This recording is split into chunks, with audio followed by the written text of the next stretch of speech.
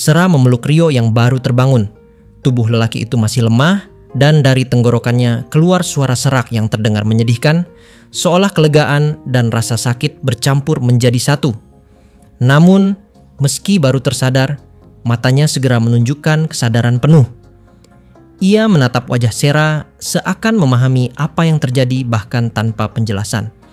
Ada ketenangan dan rasa syukur yang tampak jelas, namun Sera hanya terus menggeleng pelan, masih diselimuti rasa bersalah.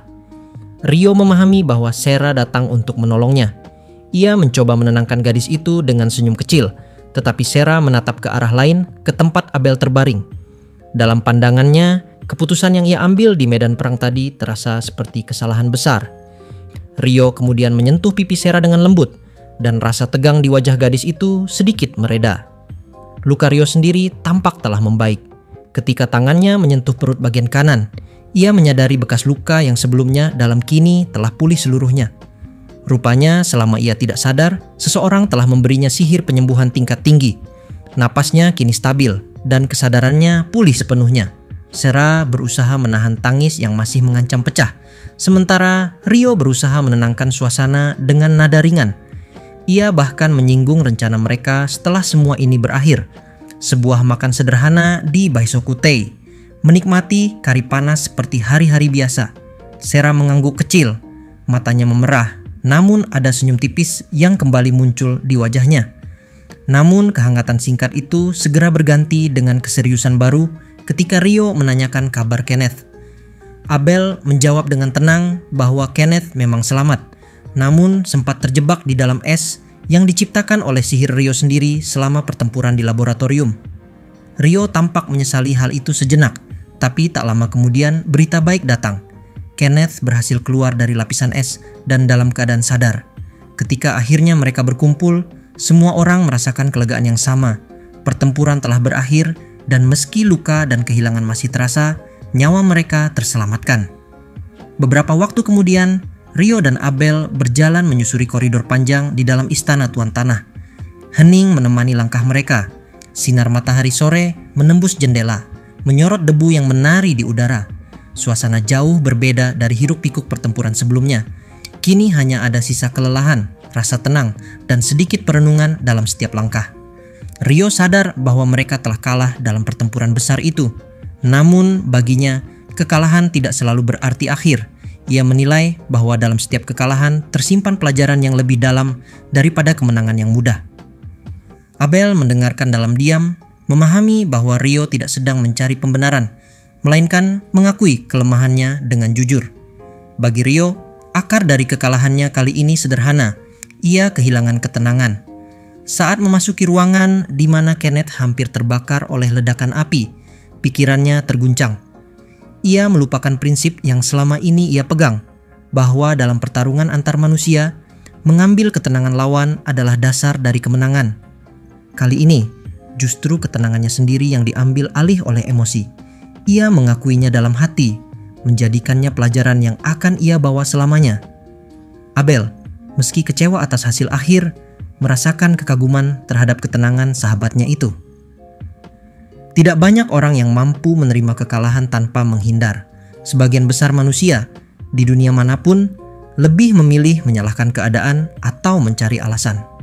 Namun, Rio memilih untuk melihat langsung pada dirinya sendiri. Ia terbiasa kalah, baik saat berlatih pedang di bawah Dulahan di hutan Londo, maupun ketika harus menahan serangan Sera yang selalu lebih cepat dan kuat. Namun, yang membuatnya berbeda adalah keyakinan bahwa setiap kekalahan hanyalah satu langkah menuju kemenangan berikutnya. Bagi Rio, semangat untuk terus melangkah itulah yang membuatnya hidup. Ia bahkan mulai berbicara pada dirinya sendiri tentang masa depan, tentang teknik baru yang harus ia ciptakan, tentang cara baru untuk menembus batas dirinya. Ia membayangkan teknik yang belum ada, sesuatu yang kuat, elegan, dan menakutkan sekaligus. Ia bahkan sudah memikirkan nama-namanya, meski belum tahu seperti apa wujud teknik itu kelak. Dalam pikirannya, proses menciptakan teknik baru bukanlah beban, melainkan bentuk kebahagiaan. Abel yang mendampinginya hanya bisa menggeleng sambil tersenyum lelah, menyadari bahwa sahabatnya tidak pernah berubah. Namun, Di balik segala keceriaan ringan itu, keduanya mengerti sesuatu yang lebih dalam. Kemenangan tidak pernah datang tanpa harga. Baik dalam pertempuran, kehidupan, atau keputusan kecil sekalipun, selalu ada pengorbanan yang harus dibayar. Mereka menyadari bahwa kemenangan sejati hanya datang kepada mereka yang siap kehilangan sebagian dari dirinya untuk mencapainya. Ketika langkah mereka akhirnya tiba di ruangan tempat Kenneth menunggu, Rio telah benar-benar pulih. Bukan hanya tubuhnya, tapi juga semangatnya. Kenneth menyambutnya dengan senyum lega, sementara Abel memastikan bahwa semua luka telah diobati. Rio yang kini berdiri tegak kembali merasakan kehangatan dari rekan-rekannya. Di momen ini, Kenneth menjelaskan kepada Rio bahwa laboratorium alkimia itu kini telah dipulihkan dari kehancuran. Dinding-dinding batu yang dulu hangus kini berdiri bersih, meja-meja kerja kembali rapi, dan aroma zat kimia yang samar mengisi udara. Sisa-sisa pertempuran yang dulu memenuhi ruangan kini hanya tinggal bayangan samar dalam ingatan. Segalanya tampak berjalan seperti semula, seolah tempat ini tidak pernah menjadi medan perang. Di antara meja dan peralatan yang kembali tertata, Kenneth berdiri sambil menatap sekeliling dengan ekspresi lega bercampur lelah. Ia masih tak habis pikir bahwa bahkan di kota Lun yang dikenal sebagai tempat paling aman di seluruh kerajaan, serangan sebesar itu bisa terjadi. Baginya, hal itu bukan hanya ancaman terhadap keselamatan pribadi, tetapi juga terhadap fondasi keamanan kerajaan itu sendiri. Rio dan Abel berdiri di dekatnya. Keduanya tampak tenang meski dalam hati masih membawa rasa getir. Mereka baru saja melewati pertempuran besar, dan meski bertahan hidup, bayang-bayang kekalahan masih terasa. Rio menatap Kenneth dengan rasa hormat, menyadari betapa pentingnya peran sang alkemis dalam mempertahankan pengetahuan negeri ini. Mereka bertiga menyadari bahwa pertempuran itu telah membawa konsekuensi besar. Kotak artefak yang semula menjadi tujuan pertarungan akhirnya jatuh ke tangan musuh. Rio dan Abel hanya bisa menatap lantai laboratorium dengan perasaan campur aduk antara kesedihan, rasa gagal, dan tekad untuk memperbaiki keadaan. Namun Kenneth, meski kehilangan barang berharganya, tetap menunjukkan ketenangan yang luar biasa. Ia menjelaskan bahwa semua data dalam kotak itu telah disalin terlebih dahulu. Peta dan informasi di dalamnya bahkan telah membantu menciptakan versi yang lebih akurat dari peta wilayah kerajaan. Dengan demikian, meski kotak aslinya direbut, ilmu yang tersimpan di dalamnya tetap menjadi milik mereka. Rio menatapnya dengan kekaguman yang tulus. Bagi seorang ilmuwan sejati, kehilangan bukan berarti akhir selama pengetahuan masih tersisa. Namun di balik rasa lega itu, Rio mulai teringat pada sesuatu yang lebih mengganggu. Ia teringat pada bentuk besar yang terekam oleh sonar airnya saat pertempuran berlangsung. Sesuatu yang melayang di langit, terlalu besar untuk disebut pesawat biasa. Ia menyebutnya dalam hati sebagai kapal perang udara. Bentuknya, meski hanya terekam samar, memberi kesan mengerikan, seperti bayangan ancaman baru yang belum pernah dihadapi kerajaan sebelumnya. Rio tahu bahwa kekaisaran pernah memiliki kapal perang udara sejak lama, tetapi yang satu ini berbeda. Ia menyadari bahwa mereka mungkin telah menciptakan model baru, sesuatu yang melampaui teknologi sihir konvensional. Pikiran itu membuatnya merasa tidak tenang. Bila benar kekaisaran berhasil membangun kapal jenis baru, maka keseimbangan kekuatan dunia akan terguncang. Namun Kenneth menatap Rio dengan senyum tenang. Ada sesuatu dalam pandangan matanya yang menyiratkan keyakinan. Ia memberi kesan bahwa kerajaan tidak akan tinggal diam. Meski tidak menjelaskan secara rinci, dari cara bicaranya tersirat bahwa para peneliti kerajaan tengah mempersiapkan sesuatu yang dapat menandingi ancaman itu. Rio tak tahu pasti apa yang dimaksud Kenneth, tapi ia merasa bahwa keseimbangan dunia ini sedang bergerak menuju sesuatu yang lebih besar. Laboratorium itu kembali dipenuhi cahaya siang, dan suara lembut peralatan alkimia yang bekerja menjadi musik, latar yang menenangkan setelah kekacauan. Para asisten alkimis melangkah pelan, membawa catatan dan bahan-bahan baru. Hidup terus berjalan. Namun, di balik ketenangan itu, awan tipis dari ketegangan politik dan perang sudah mulai terbentuk di cakrawala dunia. Di tempat lain, jauh di luar dunia yang dapat dijangkau manusia, hamparan putih tanpa batas membentang tanpa arah. Di sana berdiri sosok yang dikenal dengan nama Samaran Mikhael.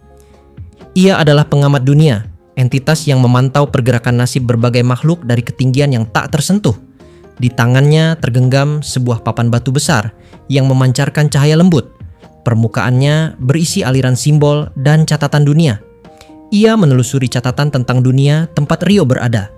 Bibirnya bergerak pelan, membaca tanpa suara, menelusuri kisah demi kisah, hingga akhirnya berhenti pada nama itu, Sarah Rio.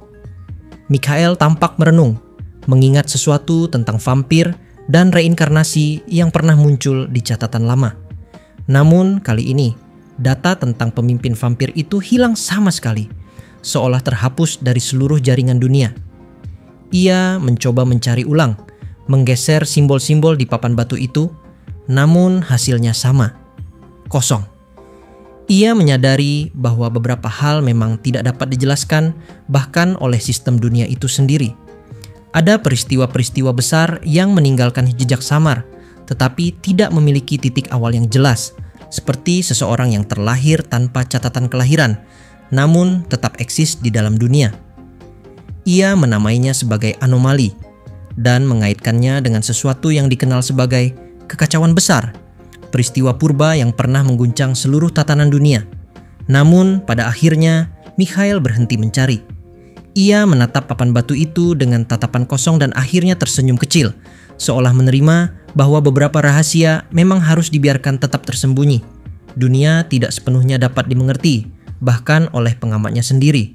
Ia kemudian menatap ke arah lain dari ruang putih itu, ke masa depan yang mulai terbentuk.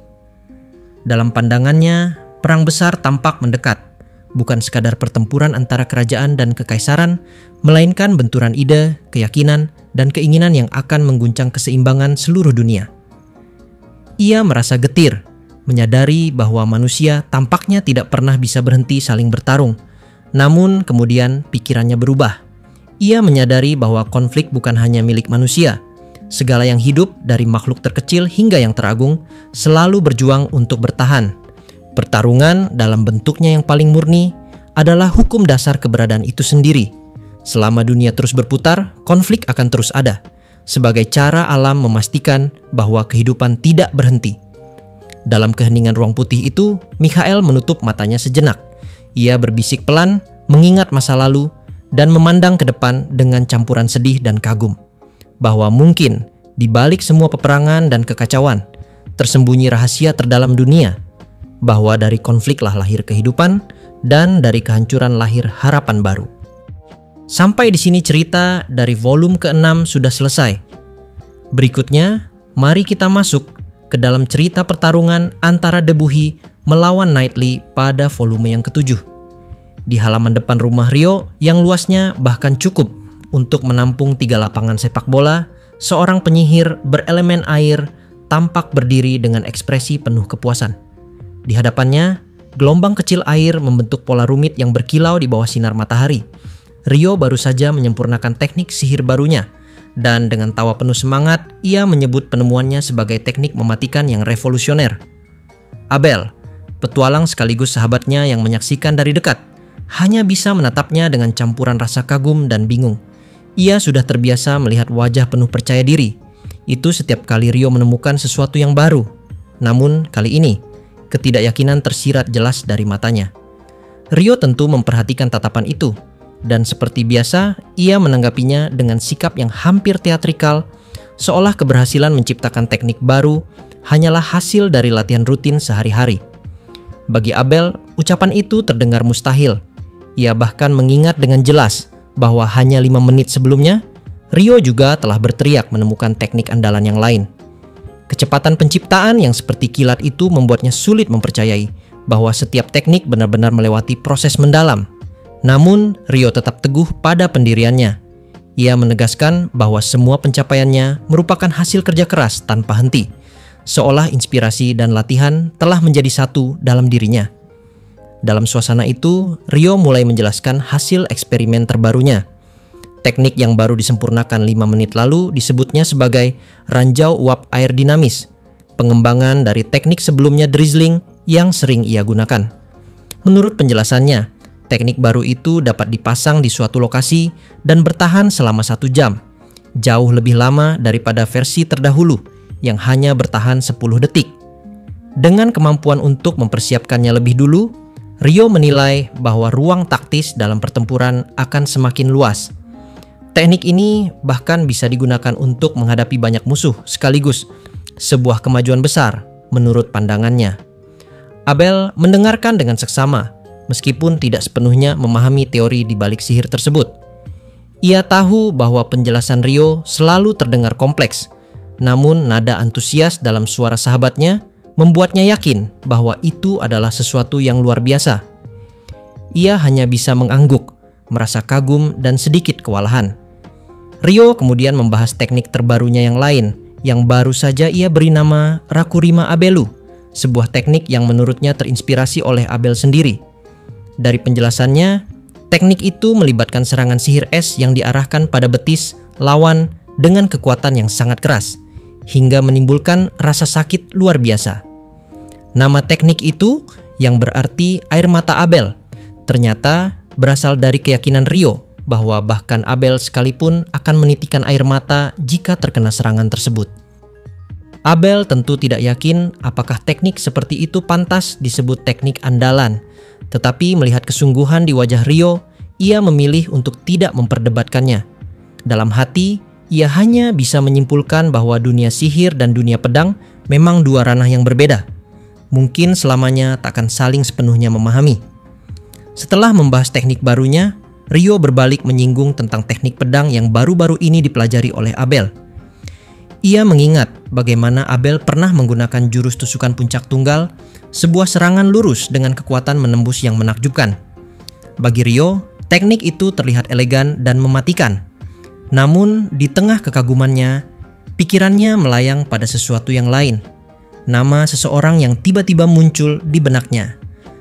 Rio kemudian teringat pada Shena, wakil kapten dari kelompok petualang White Knight yang dipimpin oleh Phelps Heinlein di kota Lund.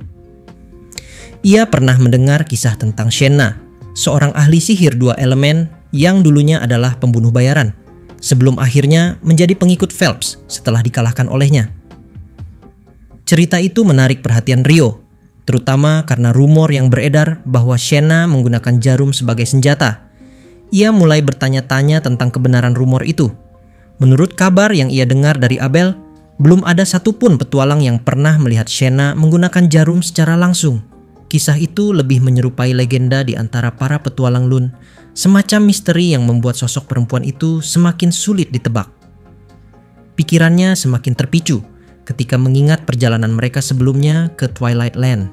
Saat itu, Phelps disebut-sebut berada di Acre, dan dari kabar terakhir, sepertinya baik Phelps maupun Shena kini juga berada di kota Lund. Menyadari hal itu, Rio merasa tertarik untuk menemui langsung sosok misterius tersebut. Ia berpikir bahwa mungkin ia bisa belajar sesuatu dari seseorang yang menguasai teknik setajam dan sesunyi jarum. Abel yang mengetahui rencana Rio merasa ragu. Ia sendiri belum pernah berbicara langsung dengan Shena dan tidak yakin apakah perempuan itu akan menanggapi mereka dengan ramah. Namun Rio bersikeras. Ia menganggap bahwa Abel sebagai petualang yang cukup dikenal di Lund, setidaknya bisa menjadi alasan bagi Shena untuk mau mendengarkan. Akhirnya, setelah perdebatan singkat, keduanya memutuskan untuk pergi ke Guild Petualang. Rio, dengan rasa ingin tahunya yang tak pernah padam, melangkah penuh semangat menuju tujuan barunya. Sementara Abel, dengan ekspresi pasrah namun setia, mengikuti di sampingnya seperti biasa, menjadi sosok penyeimbang bagi penyihir air yang tak kenal lelah, menciptakan teknik baru dan ide aneh yang entah mengarah ke kejeniusannya atau sekadar kekonyolannya yang lain. Singkat cerita, dua petualang, Rio dan Abel, melangkah meninggalkan Guild Petualang di kota Lund pada sore hari yang hangat. Sinar matahari condong ke barat, memantulkan bayangan panjang di antara bangunan tua. Keduanya berjalan sambil berdebat ringan, saling menyalahkan karena gagal bertemu seseorang di guild. Rio menuduh Abel terlambat memberitahu, sedangkan Abel menilai Rio yang lamban menanggapi. Meski begitu, perdebatan itu hanyalah kebiasaan lama di antara dua sahabat yang sudah saling memahami. Sambil berjalan, Rio menanyakan tentang kelompok yang hendak mereka temui, White Knight, kelompok petualang besar yang dipimpin Phelps Heinlein. Menurut kabar, Jumlah anggotanya mencapai sekitar 40 orang. Rio sempat membayangkan bagaimana rasanya hidup bersama sebanyak itu di satu tempat. Rumah yang ramai, penuh suara langkah dan tawa, serta dapur yang tak pernah berhenti bekerja. Namun lamunannya terhenti saat Abel menunjuk ke arah depan. Di ujung jalan berdiri sebuah bangunan megah dengan dinding batu putih berkilau, taman berpagar tinggi, dan gerbang besi berukir lambang keluarga Heinlein. Bangunan itu lebih pantas disebut istana ketimbang markas petualang biasa. Dua penjaga berseragam putih perak menyambut mereka dengan sopan, tampak mengenali Abel. Salah satu masuk untuk melapor, sementara yang lain tetap berjaga. Rio memperhatikan dengan kagum, merasa aneh mengapa penjaga gerbang begitu berwibawa. Abel lalu menjelaskan bahwa di White Knight, bahkan penjaga pun adalah petualang kelas C. Posisi kehormatan yang menunjukkan kepercayaan dan martabat kelompok. Bagi mereka, menjaga gerbang bukan tugas ringan, melainkan simbol tanggung jawab. Penjelasan itu membuat Rio memahami bahwa kekuatan White Knight tak hanya terletak pada kemampuan tempur, tapi juga pada disiplin dan struktur kehormatannya. Setelah diundang masuk, mereka melewati lorong panjang berkarpet merah dengan dinding batu dihiasi emblem perak. Aroma kayu dan minyak lilin menciptakan suasana tenang dan berwibawa. Di ruang kerja besar di ujung lorong, mereka bertemu Phelps, pemimpin White Knight, dan Shena, anggota yang terkenal dengan keahliannya menggunakan jarum. Phelps menyambut mereka dengan sopan dan meminta mereka duduk. Setelah basa-basi singkat, Rio menjelaskan tujuan kedatangannya. Ia ingin belajar teknik jarum dari Shena. Permintaan itu membuat Shena sedikit terkejut, karena teknik tersebut bukan hal yang mudah dibagikan, apalagi kepada orang luar. Rio kemudian menjelaskan alasannya dengan jujur. Setelah kekalahan mereka dari penyerang kekaisaran, ia sadar kemampuan mereka masih kurang dan ingin belajar cara berpikir baru dalam bertarung. Phelps mendengarkan dengan ekspresi datar, namun tampak menahan tawa kecil atas ketulusan Rio. Setelah berpikir sejenak, ia menyetujui permintaan itu, tetapi menegaskan bahwa setiap ajaran di White Knight harus dibayar dengan imbalan yang sepadan. Tanpa berpikir panjang, Rio menanggapinya dengan santai. Ia menawarkan Abel sebagai gantinya, mengatakan bahwa Abel boleh digunakan sesuka hati selama masa pelatihan. Pernyataan itu membuat Abel terdiam dan nyaris tak bisa membalas. Namun keputusan sudah dibuat.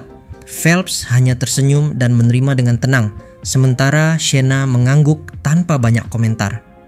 Tak lama kemudian, Phelps memanggil Abel untuk mengikutinya keluar ruangan. Mereka menuju halaman belakang, yang ternyata bukan taman seperti yang dibayangkan, melainkan arena latihan luas dengan tanah keras penuh bekas sayatan senjata. Di tengah lapangan, Phelps berdiri dengan tombak sihir Gaiborg. Senjata legendaris turun-temurun keluarga Heinlein jarang digunakan kecuali dalam pertempuran penting. Melihatnya, Abel langsung tahu bahwa latihan kali ini bukan sekadar adu teknik ringan. Beberapa anggota White Knight mulai berdatangan, tertarik menonton duel tersebut. Namun Abel sadar sesuatu. Pendeta Gideon, penyembuh tetap kelompok itu, sedang tidak ada di tempat karena sedang bertugas di luar kota. Artinya, tidak ada yang bisa menyembuhkan luka serius jika ia kalah. Ia memegang pedangnya erat, menahan napas, sementara Phelps memutar tombaknya dengan gerakan anggun yang menciptakan pusaran angin di sekitarnya. Senyum ramah pemimpin White Knight itu perlahan berubah menjadi senyum menakutkan. Senyum seorang prajurit sejati yang akan menguji lawannya tanpa belas kasihan. Abel tahu ia tak punya pilihan. Ia menyiapkan kuda-kuda dan menatap lawannya dengan tekad campur waspada. Dalam hati, ia hanya bisa berharap latihan ini tak berakhir dengan bencana. Tanpa pendeta untuk memulihkan luka, satu kesalahan kecil saja bisa berakibat fatal. Dalam keheningan sebelum pertarungan dimulai, satu pikiran melintas di benaknya bahwa mungkin hari ini adalah awal dari hari yang buruk, dan untuk pertama kalinya ia berharap bisa menolak tantangan yang datang.